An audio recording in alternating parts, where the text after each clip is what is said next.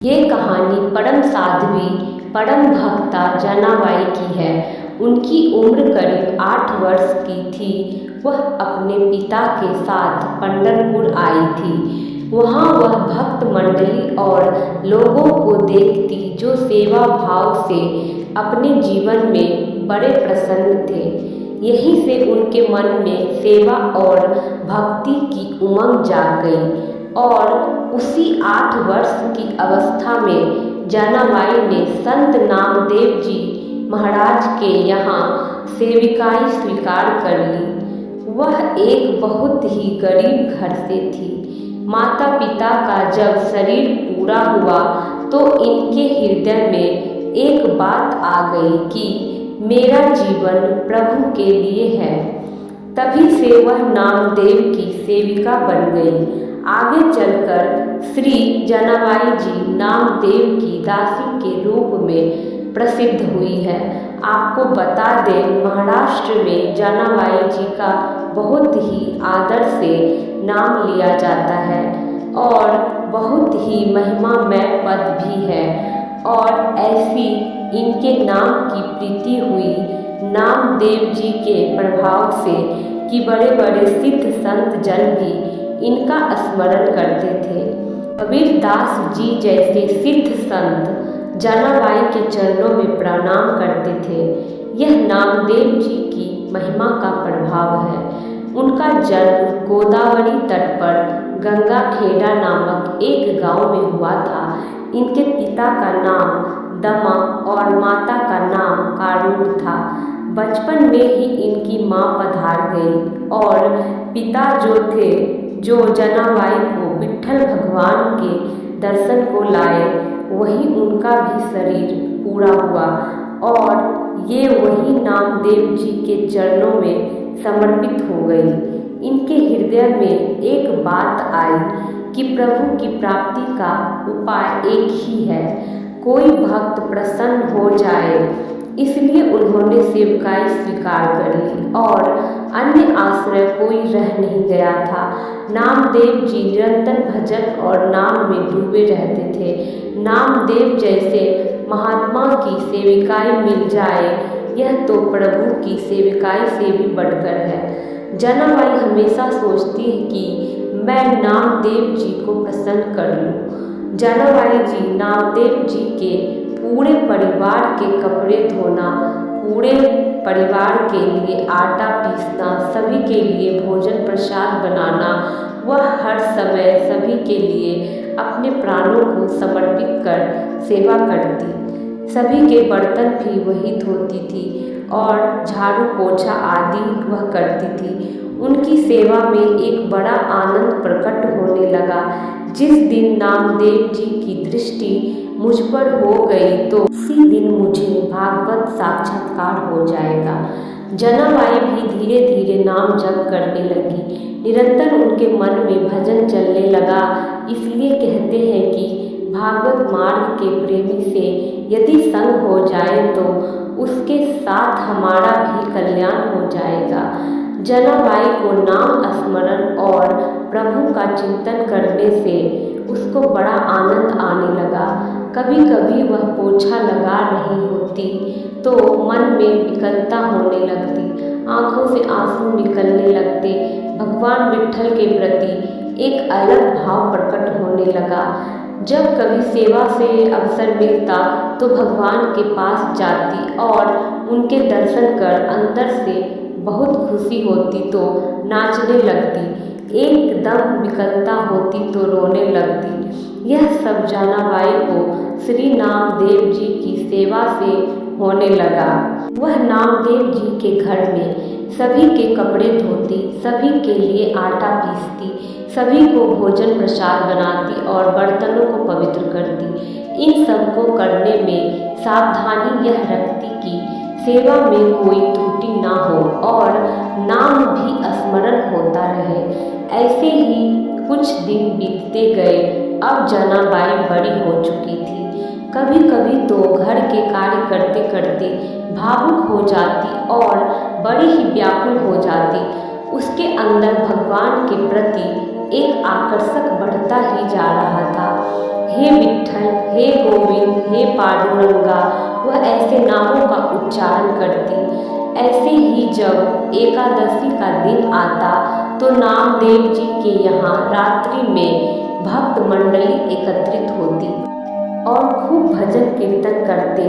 कोई मृदंग बजा रहा है, कोई करताल बजा रहा है, कोई नृत्य करते हुए नाम कीर्तन कर रहा है और कई भक्त बैठकर संतों की वाणी सुनकर आनंदित होते।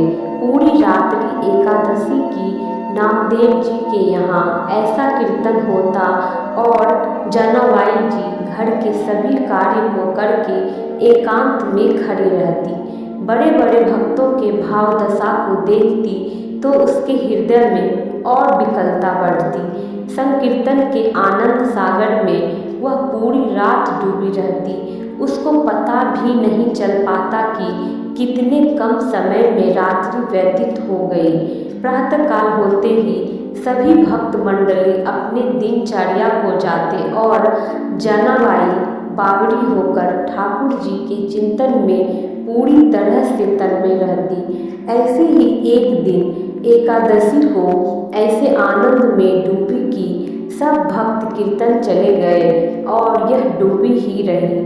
जब सूर्य उदय हो गया है, दिन निकल आया है, अब जनाबाई की चेतना जागी। उसने देखा तो वह परेशान होने लगी कि नामदेव जी की जो सेवा है इसमें तो आज बहुत त्रुटि हो गई, कैसे पूर्ण सेवा हो पाएगी। सबके लिए आटा पीसना है, सबकी सेवाएं करनी है, सब कुछ वह अकेले करती थी और उसकी सबसे अच्छी बात यह थी कि ऐसा नहीं था कि उसे करना ही है। जनाबाई जी उत्साहित होकर प्रसन्न मुद्रा में भी सभी कार्य करती थी।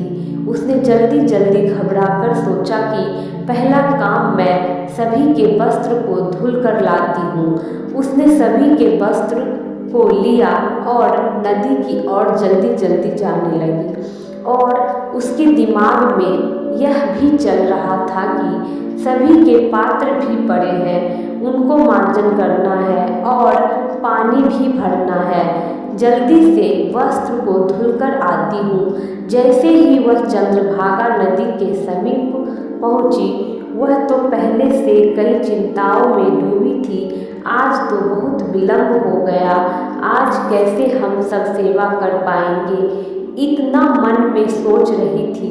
तभी सामने से एक वृद्ध मैया आई। उसने कहा, जनाबाई, तू इतनी चिंता क्यों कर रही है? तू जा घर के और कार्य कर। यह नामदेव जी के परिवार के जो कपड़े हैं तुम मुझे दे दो, मैं इनको धुल दूंगी। नहीं मैया, आप क्यों करेगी, आपका शरीर वृद्ध है। अरे नहीं, सच्ची सफाई धुलाई हम करना जानते हैं। पूरा जीवन हो गया और पुत्री सुनो, जिसके वस्त्र हम धुलते हैं उसके कपड़े दोबारा मलिन नहीं होते। तुम्हारी तो अभी नई अवस्था है, मेरा तो पूरा जीवन हो गया। जनाबाई समझ नहीं पाई, बोली, मेरे स्वामी की सेवा में आज बड़ी गड़बड़ी हो गई है। मैं ऐसी भूल में पड़ गई कि आज सेवा छूट गई। बुढ़िया ने कहा, तू चिंता मत कर, देखना मैं ऐसे कपड़े साफ करूँगी, वैसे तू नहीं कर पाएगी। जनाबाई तो पहले से चिंतित थी। उस बुढ़िया के भरोसे वही सारे कपड़े छोड़कर तुरंत घर को गई। घर पहुंचकर जो कार्य अत्यंत आवश्यक थे, जैसे पात्रों को मार्जन करना, शुद्ध शीतल जल को भरना, उसने जल्दी जल्दी सभी कार्य पूर्ण किया और फौरन नदी के पास आ गई और उसने देखा कि वह मैया ने सभी कपड़ों को धुलकर फैला दिया था। बुढ़िया बोली कि तू चिंता मत कर, आनंद पूर्वक सेवा कर। जनाबाई देखकर हैरान थी। सारे कपड़ों को धुल दिया है। जनाबाई ने मैया से हाथ जोड़कर कहा कि आप जैसी उदार तो मुझे जीवन में नहीं मिली। हमारा तुम्हारा कोई परिचय नहीं, कोई स्वार्थ भावना नहीं और आपने इतने ढेर सारे सब कपड़े धुल दिए। मुझे लगता है आप ईश्वर स्वरूप ही हैं और हमें लगता है भगवान विट्ठल ने ही आपको भेजा है। मैया, मैं आपका बहुत आभार मानती हूँ। अरे पुत्री, अपनों से कैसा आभार, मैं तो आपकी ही हूँ, तुम बिल्कुल चिंता मत करना।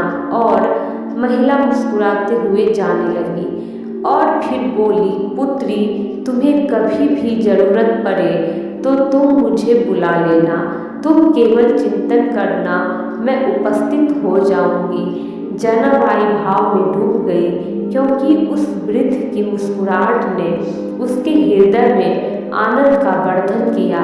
फिर उसने सोचा, मैंने तो पूछा भी नहीं, तुम कहाँ रहती हो, तुम्हारा क्या नाम है? उसने कहा था कि जब ज़रूरत पड़े तो बुला लेना, मैं कैसे बुलाऊंगी? उसने तुरंत इधर उधर देखने लगी, लेकिन वह वृद्धा दिखाई नहीं दी। उसने और थोड़ा इधर उधर चल के देखा, लेकिन वह कहीं नहीं दिखाई दी। थोड़ा हृदय में विकलता होने लगी कि शरीर तो यौवन की तरह नहीं था कि हवा की तरह भाग जाए। वह इतनी वृद्ध थी, अचानक कहाँ चली गई और कौन हो सकती है? फिर जनाबाई ने सभी कपड़ों को लिया और अपने घर पहुंची, पर हृदय में व्याकुलता बहुत थी। आखिर वह थी कौन और मुस्कुराहट से कैसा जादू कर गई कि मेरा चित्त बार बार उसका चिंतन कर रहा है। जनाबाई नामदेव जी के समीप गई और पूरी घटना सुनाई। नामदेव जी ने तत्काल जनाबाई से कहा, अरे और कोई नहीं था, वह तो विट्ठल भगवान थे, तेरे को बड़भागिनी बनाने को आए। जनाबाई, तुम अहोभाग्य हो, कैसे ठाकुर जी की अनुग्रह दृष्टि तेरे ऊपर हुई और तू समझ ही नहीं पाई। अब तो जनाबाई के हृदय में और प्रेम उमड़ पड़ा। आए भी ऐसे छलिया रूप लेकर, मैं आपको पहचान भी नहीं पाई और प्रभु आपने मेरे लिए कष्ट सहा। अब तो वह जनाबाई रोए जा रही है। भगवान सदैव अपने भक्तों के पीछे पीछे डोलते रहते हैं। अब तो स्वयं मूर्तिवान प्रभु जनाबाई के साथ चक्की पीसते आकर एक बार नहीं बहुत बार जनाबाई प्रेम में मगन होकर झाड़ू लगा रही है और एक जगह एकत्रित कर रही है। और जब कूड़ा उठाने आई तो देखा कि प्रभु कूड़ा भर रहे हैं। और कभी कभी जनाबाई आटा पीस रही होती तो वह पद गाते हुए भाव में डूब जाती, तो चक्की रुक जाती, तो ठाकुर जी स्वयं चक्की चलाते। कैसी भक्ति की अद्भुत महिमा! भक्त की भक्ति से प्रभु अधीन हो जाते हैं। जनाबाई मुस्कुराते हुए धान कूट रही है, प्रभु उसके सामने खड़े हैं। जनाबाई तो नामदेव की अपने को समर्पित कर सेवा किया करती। इसलिए महान पुरुष कहते हैं कि सच्चे भक्त की अगर कोई अपने तन मन से सेवा करता है तो भगवान स्वयं उसकी सेवा में हर समय मदद करने आते हैं। अच्छे सुखी दिन चल रहे थे। ऐसे ही एक दिन भगवान विट्ठल जी का हीरो से जड़ा हार चोरी हो गया और हर दिन जनाबाई भगवान की सेवा करने आया करती थी। ऐसी कुछ लीला बनी कि सबको संदेह होने लगा कि यही सेवा में उपस्थित थी, इसी ने भगवान का बेशकीमती आभूषण चोरी कर लिया। धीरे धीरे यह बात फैलने लगी। हमेशा ऐसी लीला कहीं ना कहीं भक्त की परीक्षा में होती है। अब आसपास के लोग और नगर के लोग जनाबाई को कहने लगे कि यह वैसे तो बड़ी भक्ता है, देखो इसने कितने मासूमियत से भगवान का ग्रीवा का हार चोरी कर लिया। इसके बाद सभी के शंका को दूर करने के लिए जनाबाई को सभा में बुलाया गया और पूछा गया कि बताओ, आपने भगवान का हार चोरी किया है क्या? जनाबाई ने प्रेम पूर्वक उत्तर दिया कि मेरे प्राण धन भगवान विट्ठल है, मैं हमेशा उनको सुख पहुंचाना चाहती हूँ। मैं ऐसा कार्य क्यों करूँगी? वह मेरे प्रभु हैं, मुझे हार चुराने की जरूरत क्या है? कहते हैं ना, भक्त की भावना को कोई भक्त ही समझ सकता है। जनाबाई ने कहा, मैं शपथ खाकर कहती हूँ कि मैंने ये रत्न का आभूषण नहीं चुराया है। किसी ने भी जनाबाई की बात पर विश्वास नहीं किया, सभी उस पर ही इल्जाम लगा रहे थे। जब सभा से कोई उत्तर नहीं निकला तो यह बात वहाँ के राजा तक पहुँच गई। जब जनाबाई को वहाँ भी ले जाया गया, वह उदास हताश खड़ी रही। पूरी प्रजा उस पर कलंक लगा रही थी कि महाराज, इसने ही आभूषण को चोरी किया है। तो अंत में राजा ने आदेश सुनाया कि जनाबाई को सूली पर चढ़ा दिया जाए। अब जनाबाई के हाथों को बांध दिया गया और उसे सूली के पास ले जाया गया। जब जनाबाई को सूली पर चढ़ाया जाने लगा तो जनाबाई ने हाथ जोड़कर प्रभु से कहा कि बहुत बढ़िया, जैसी प्रभु आपकी इच्छा। और वह हे विट्ठल, हे विट्ठल, हे विट्ठल जैसे जैसे वह भगवान का नाम स्मरण कर रही थी, ज्यों ज्यों वह सूली मोम की तरह पिघल रही थी। जनाबाई को तो पता ही नहीं, वह तो आंखें बंद कर अंतिम बार प्रभु को याद कर रही थी। कुछ ही क्षणों में वह सूली पानी की तरह पिघल गई। वहाँ सूली नाम की कोई चीज ही नहीं बची। सभी आश्चर्यचकित हो गए। जो भी राज दरबार के सैनिक थे और नगर के लोग थे, प्रभु की ऐसी महिमा देखकर सभी हाथ जोड़कर जनाबाई को प्रणाम किया। सभी ने क्षमा मांगी कि गलती हो गई, हमें माफ़ कर दो। इसमें दो बात सामने आई कि जनाबाई को जरा भी भय नहीं कि मुझे सूली पर चढ़ाया जा रहा है, और दूसरी बात कि जब भक्त भगवान के ऊपर पूरी तरह आश्रित हो जाता है तो उसकी रक्षा का दायित्व भगवान पर होता है। फिर यहाँ से जनाबाई को बड़े ही आदर से भेजा गया। सभी उनके चरणों में झुके थे। अब तो जनाबाई भगवान के प्रेम में पूरी तरह डूब चुकी थी। उसको कोई शुद्ध बुद्ध ही नहीं रहती। उसकी भक्ति में वह ताकत थी कि जनाबाई जब कंडे को पाथती तो वह कंडों से विट्ठल विट्ठल जैसे नाम का उच्चारण होता। सोचो कि उसके सामने एक निर्जीव भी बोल रहा है। ऐसे ही एक बार संत कबीरदास उस गांव से निकल रहे थे तो देखा कि कोताहल बस कुछ लोग एक जगह खड़े थे। वह उनके पास गए, देखा कि जनाबाई और एक महिला झगड़ रही है। बोले, देवी, आप लोग आपस में क्यों झगड़ रहे हैं? महिला बोली, यह कंडे मेरे हैं। जनाबाई ने कहा, नहीं, यह मेरे हैं। कबीरदास बोले, आपके कंडे की पहचान क्या है? जनाबाई बोली, कान में लगाकर सुनो, कंडा बोल रहा है, विट्ठल विट्ठल। जब महिला ने कंडे को कान में लगाया, वह पूरी स्तब्ध रह गई। यह कितनी आश्चर्यजनक बात है कि नाम जड़ वस्तु से गूंज रहा है। कबीरदास जी को विश्वास नहीं हुआ। उन्होंने भी कंडे को कान में लगाया कि आखिर ऐसे कैसे हो सकता है, लेकिन जब उन्हें भी सुनाई दिया तो उन्होंने जनाबाई के चरणों में प्रणाम किया कि ऐसी ही भक्ति होती है कि जड़ वस्तु को छू ले तो उससे भी भगवान का नाम निकल रहा है। जनाबाई को नामदेव की सेवा में ऐसी स्थिति हो गई कि जब संवत 14 को श्री नामदेव जी ने समाधि ली तो जनाबाई भगवान विठोबा का स्मरण कर उनमें विलीन हो गई। जब भी कोई भगवान के भक्त की शरण में जाता है तो वह अपना जीवन भगवान को ही समर्पित कर देता है।